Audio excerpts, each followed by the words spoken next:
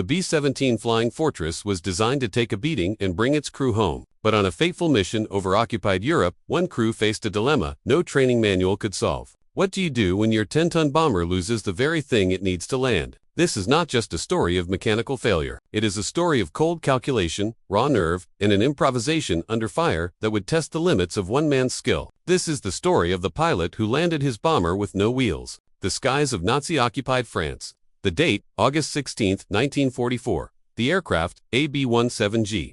Flying Fortress of the 401st Bombardment Group, 8th Air Force, nicknamed Miss Minuki. Her crew, 10 young American airmen, had just fought their way through flak and fighters to strike a Luftwaffe airfield. They were returning for home, for the sanctuary of their base at Dienathorpe, England. But the war had one more terrifying card to play. At the controls of Miss Minuki was 22-year-old First Lieutenant John Jack R. McCrary, a native of Texas. McCrary was not an ostentatious flyer. He was steady, competent, and deeply trusted by his crew.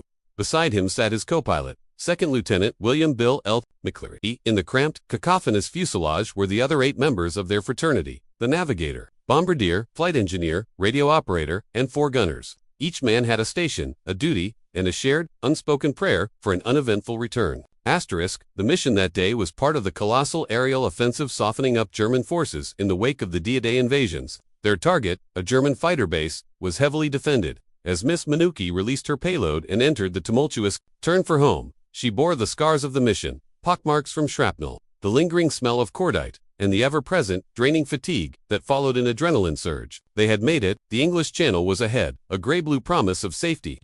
All that remained was the long overwater flight and a routine landing.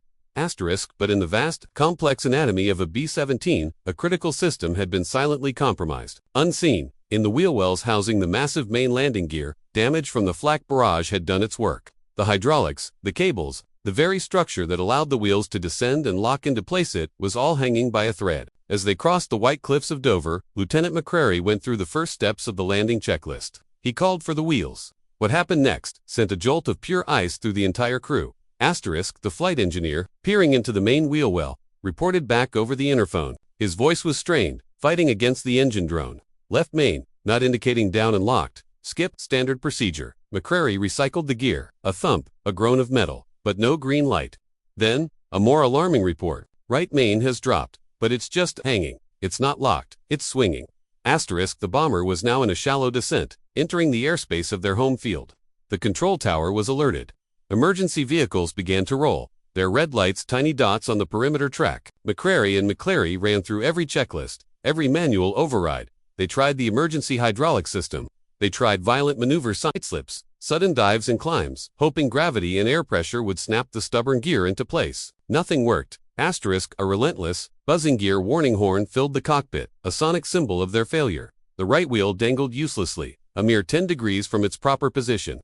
The left wheel was fully retracted, refusing to budge. Miss Minuki was, for all intents and purposes, a 30-ton glider with no undercarriage. By 1500 hours, the situation was critical. They were burning the last of their fuel. Circling the field, as the crew frantically jettisoned any remaining weight equipment, anything to make the inevitable impact less violent. Asterisk, on the ground, the atmosphere was one of controlled dread. The tower controller, his voice, a model of forced calm, talked McCrary through the options. They could bail out over England. But that meant losing a precious, repairable, heavy bomber, and it meant the terrifying risk of a mid-air collision for 10 men parachuting from a single aircraft. Or, McCrary could attempt the nearly impossible, a wheels up or belly landing. Asterisk, for McCrary, the decision was instant. He would not order his crew to jump over friendly soil and scatter them across the countryside. He would bring his ship and his men home, together. He keyed his mic. Tower, this is Miss Minuki. We're going to take her in on her belly.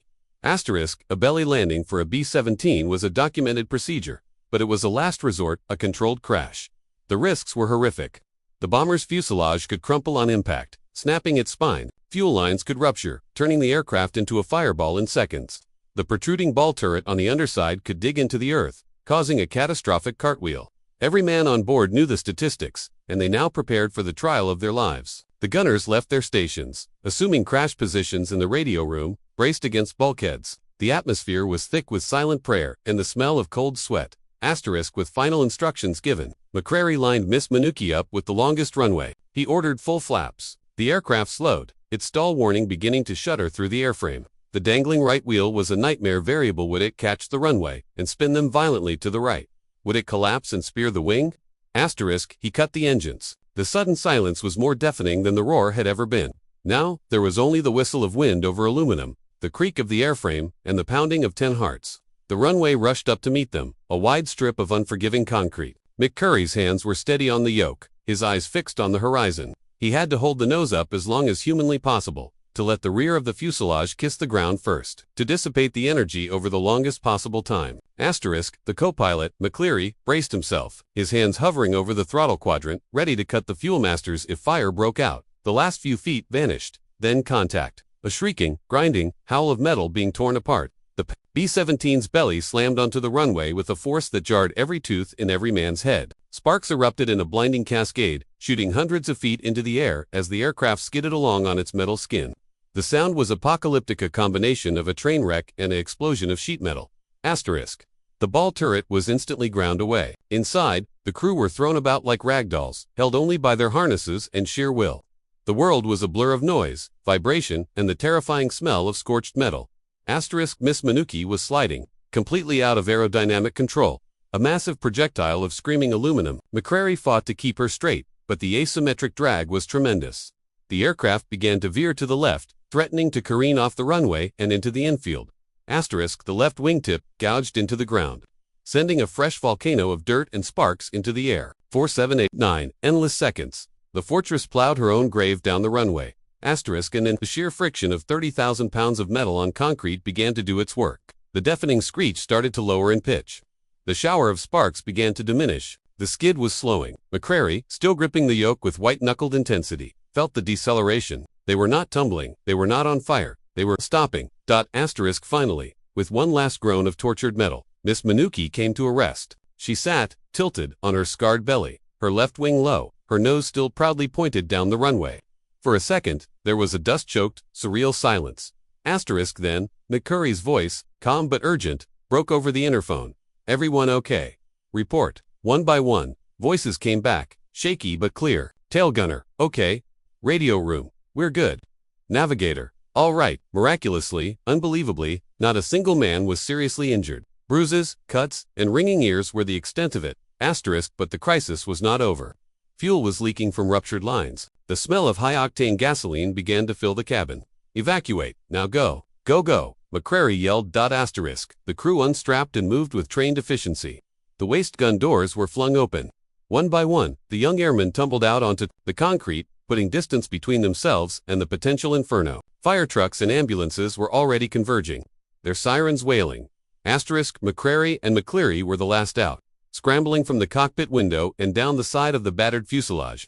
They ran, not stopping until they were 100 yards away, before turning to look at their aircraft. Asterisk. Miss Minucci sat, a broken but dignified beast. Her underbelly was shredded, her ball turret gone, her propellers bent, but her cabin was intact. She had saved her crew. The ground crews and emergency personnel swarmed the scene, applying foam to the fuel leaks, beginning the long process of recovery. The mission was finally, definitively, over. Asterisk. The subsequent investigation confirmed the extent of the flak damage that had crippled the landing gear mechanism. Lieutenant John R. McCrary was immediately put in for the nation's highest award for valor. Asterisk. Or his superb airmanship, intense devotion to duty, and cool courage in the face of extreme peril. He was awarded the Distinguished Service Cross. His co-pilot, Lieutenant William L. McCleary, and the flight engineer, Technical Sergeant Robert A. Beament, each received the Silver Star for their exceptional actions in diagnosing the crisis and assisting in the successful landing. Asterisk. The rest of the crew were awarded the Distinguished Flying Cross. They had not just survived, they had executed one of the most textbook-perfect emergency belly landings of a B-17 in the European theater. Asterisk. But the legacy of that day extends beyond medals and reports. Miss Minucci herself was a testament to the ruggedness of the bowing design. She was not scrapped. She was repaired, given a new belly, new landing gear, and returned to service. She flew more missions, her story becoming a legend on the base, a tangible symbol of survival against the odds. Asterisk.